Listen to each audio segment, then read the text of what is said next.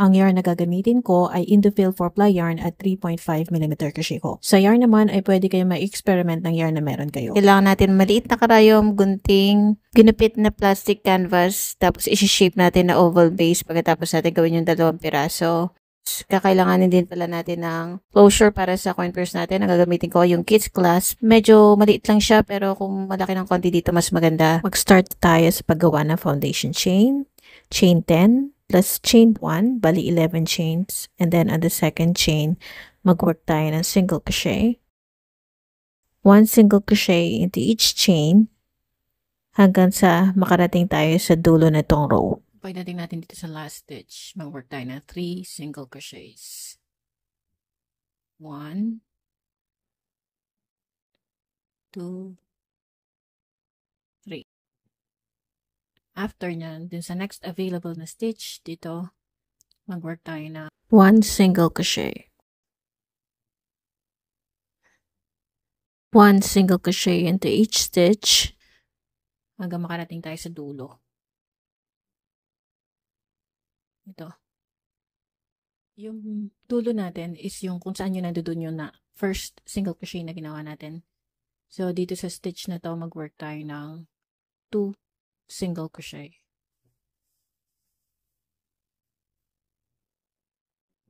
So, bali yung parehong dulo, merong tigti 3 single crochets. Dito yung increase natin para maging oval shape siya. And then, dito sa first stitch na ginawa natin, slip stitch natin. At para ma-maintain natin yung oval shape na, mag-work ulit tayo ng increase kung saan tayo nag-work na 3 single crochets. Sa round 2, mag-chain 1 muna tayo. And then, dun sa parehong stitch, mag-work tayo ng 2 single crochet.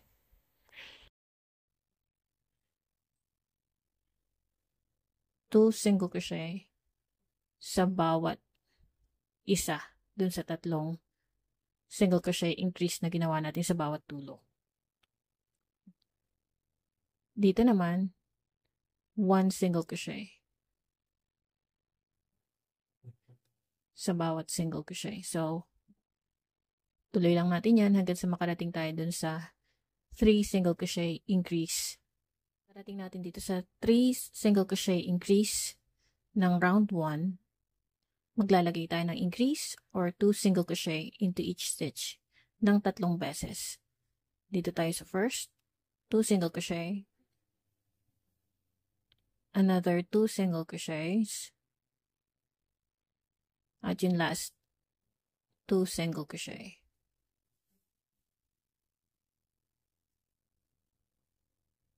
And then, ituloy lang natin pag-work ng 1 single crochet hanggang sa makabalik tayo dun sa dulo. At yung last 2 stitches natin na parte ng 3 single crochet na increase, mag-work ulit tayo na increase doon. Ito na yung last 2 stitches natin kung saan nandoon yung increase. So, mag-work tayo ng 2 single crochets.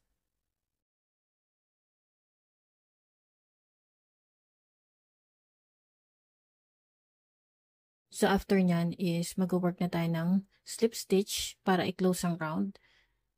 At ito yung first stitch na merong increase na 2 single crochet. So, dun sa first single crochet na ginawa natin, doon tayo mag-work ng slip stitch. For this round naman, for round 3 naman, ang gagawin natin is mag-work lang tayo na increase into every second stitch. Lagi niyong tatandaan, dun sa ikalawang increase ng previous round, doon tayo mag-work ng 2 single crochet. So, bale, ito yung first, ito yung second stitch, parte ng increase ng previous round. So, dun sa first stitch, mag-work lang tayo ng 1 single crochet after chaining 1. And then, 1 and 2 single crochet into the next stitch. So, ganun ang sequence natin ngayon. Doon sa pangalawang increase ng previous round, doon tayo mag-work na increase. Tapos, mag-work na tayo ng 1 single crochet into each stitch hanggang sa makarating tayo doon sa increase sa dulo. So, ayan na. Nasa increase na tayo ng previous round. Mag-work tayo ng increase into every second single crochet. Dito sa first, bale, 1 single crochet lang. Dito sa pangalawa, doon tayo mag-work ng increase. Ulitin lang natin yan ng 2 pang beses. So, dito, 1. Susunod, increase. Basta sinabi increase, 2 stitches yan. Or 2 single crochets. Pinaka-last na 1. And then 1, 2. So, kung nakikita nyo, naglalagay lang tayo ng increase doon sa pangalawang single crochet ng previous increase. After that, mag-work lang tayo ng 1 single crochet into each stitch. Ngayon, yung last 4 stitches, nakikita nyo, yun yung increase natin ng previous round. So, dito, once makita nyo na yung 2 single crochet, dun sa second single crochet, dun tayo mag-work ng increase or 2 single crochet. And dito sa next naman, 1 single crochet. At dun sa last stitch ay 2 single crochets. Yan. To end the round, syempre dun tayo mag-work ng slip stitch dun sa first stitch na ginawa natin, dun sa first single crochet na ginawa natin. Yan. To start the next round, mag-chain 1 lang tayo, pero hindi siya magka-count as a stitch. Dun sa same stitch, mag-work tayo ng 1 single crochet. At kung saan merong increase, ito yung 2 single crochets. Nilagyan ko na ng isa yung kabila. Ito namang next, dito tayo mag-work ng single crochet. Increase. So, kung saan lang merong increase, dun lang tayo mag-work ng 2 single crochets dun sa pangalawa. So, uulitin lang natin yan. Mag-work tayo ng increase kung saan merong increase ng previous round doon sa pangalawa lagi.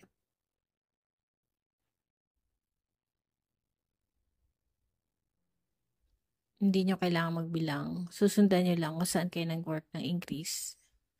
Ito yung 2 single crochets. So, doon sa pangalawa na single crochet, doon lang kayo mag-work ng increase lagi. So, both sides yan. Dapat 3 lang ang 2 single crochets or increase na ilalagay nyo. So, habang lumalaki siya, yun lang lagi ang increase na kailangan nyo tatandaan. Kung saan kayo nag-work ng 2 single crochet, doon lang din kayo maglalagay ng increase doon sa pangalawang single crochet. Dito. So, hindi nyo kailangan magbilang lagi. Yun lang ang tatandaan nyo para maging perfect yung shape ng ginagawa nyong base.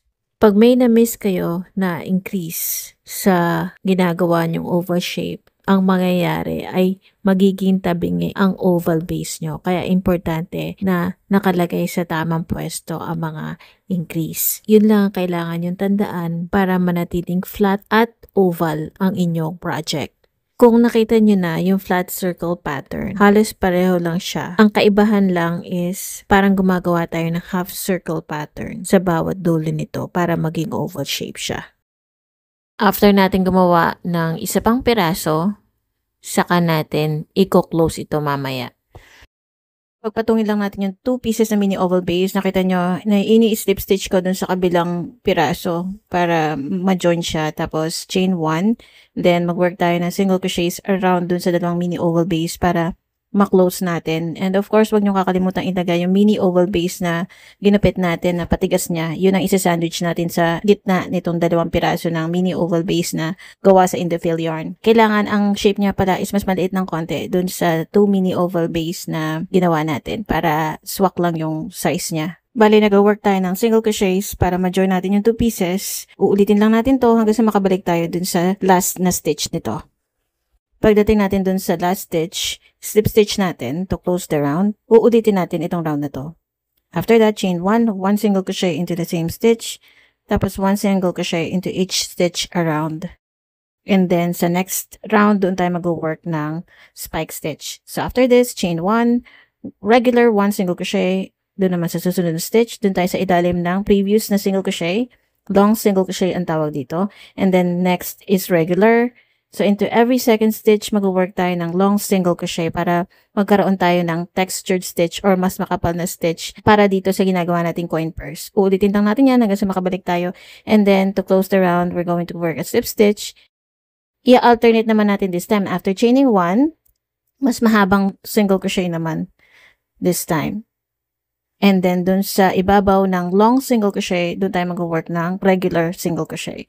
So, i-alternate natin itong dalawang row na to para makabuo tayo ng spike stitch hanggang sa makarating tayo dun sa height na gusto natin para dito sa mini coin purse na ginagawa natin.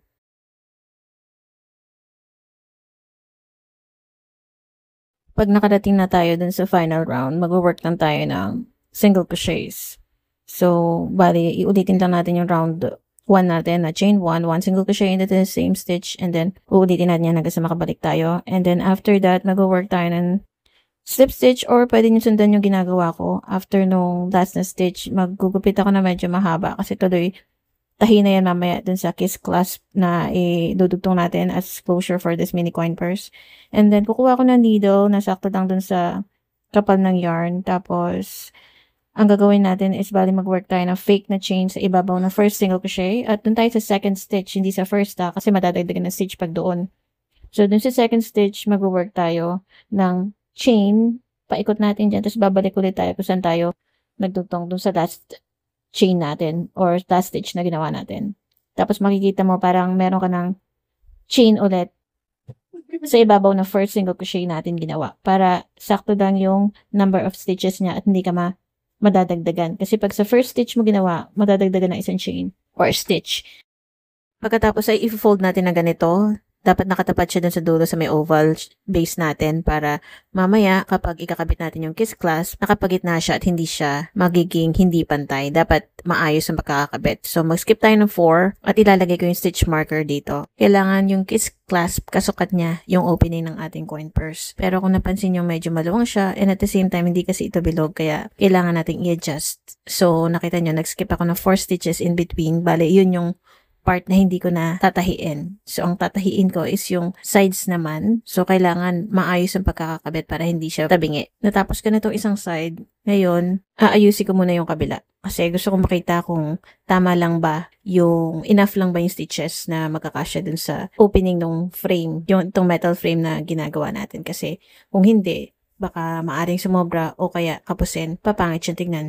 Magiging tabingi. So, dapat hindi siya tabingi at tamang-tama lang yung pagkaka-spread ng ating opening dun sa kiss clasp. Medyo challenging itong ginagawa ko kasi mas malaki ang size ng opening ng coin purse kesa dun sa frame. Pero kung bibili kayo ng kiss clasp, make sure na halos ka-size niya lang yung opening para hindi kayo mahirapang magkabit.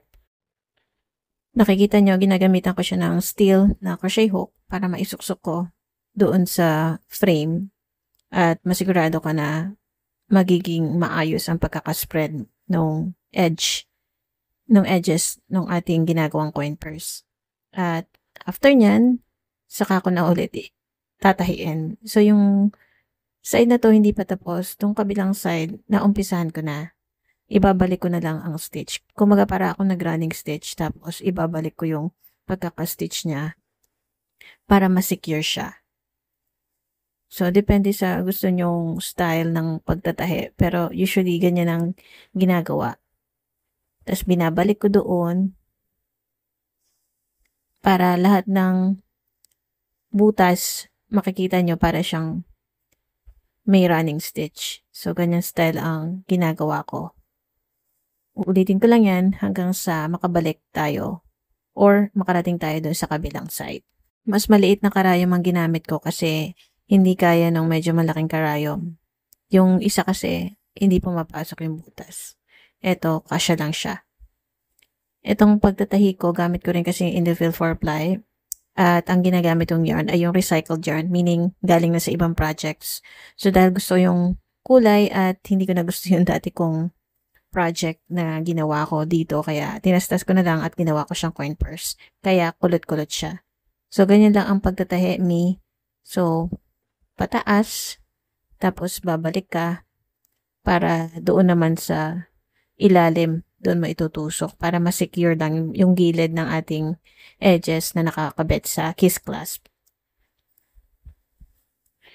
After nyan, doon sa kabilang side naman yung gagawin natin. Medyo challenging lang kasi nga makapal din tong kasinulid kasi. Hindi ko na binawasan ng strand kasi gusto ko matibay siya at mahirap kalasin, kumbaga.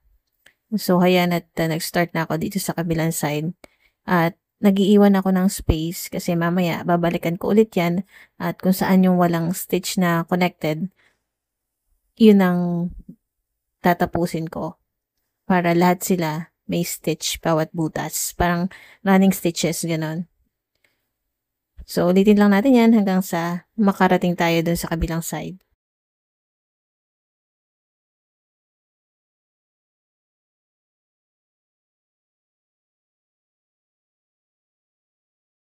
Once na makarating tayo sa kabilang side, makikita nyo, ibabalik ulit natin. So, yung stitch na may puwang, yun yung kukumpletuhin natin para maging running stitches siya. So, makikita nyo, tinutusok ko kung saan doon magkukonek yung sinulid or yung yarn. So, ganyan siya, parang running stitches. Tapos, uulitin lang natin hanggang sa makabalik tayo kung saan tayo nag-start. And then, after nun, isisecure na lang natin yung ends after that. So, nakita nyo, maraming ends. Ang ginagawa ko para ma-secure, binubuhol ko talaga siya. Para siguradong hindi siya basta-basta matatastas. And then later on, gugupitin ko pa siya, saka ko i-weave yung ends. By the way, itong kiss clasp frame ay may iba't ibang sizes, kaya pwede kayong pumili na mas malaki kaysa sa ginamit ko. Meron ding plastic versions na may iba't ibang colors kung gusto nyo na mas playful at lightweight na look. Perfect din itong alternative para sa mga ayaw ng zippered coin purses. Pwede rin kayo mag-experiment sa iba't ibang yarn types tulad ng polypropylene, macrame cord, o tiny cords para sa mas matibay at stylish na finish. Kung gusto nyo pa ng iba't ibang crochet ideas and step-by-step tutorials, follow nyo ako for more video tutorials. And ayan, finished na ang ating crocheted coin purse with a kiss clasp frame. Simple, sturdy, at super cute gamit ang spike stitch. Perfect itong gamitin for coins, small essentials, or pambenta sa mga craft fairs. Sana na-inspire ko po kayo to try this project and explore more stitches. Keep creating, keep learning, and keep enjoying every loop. Salamat po sa panonood!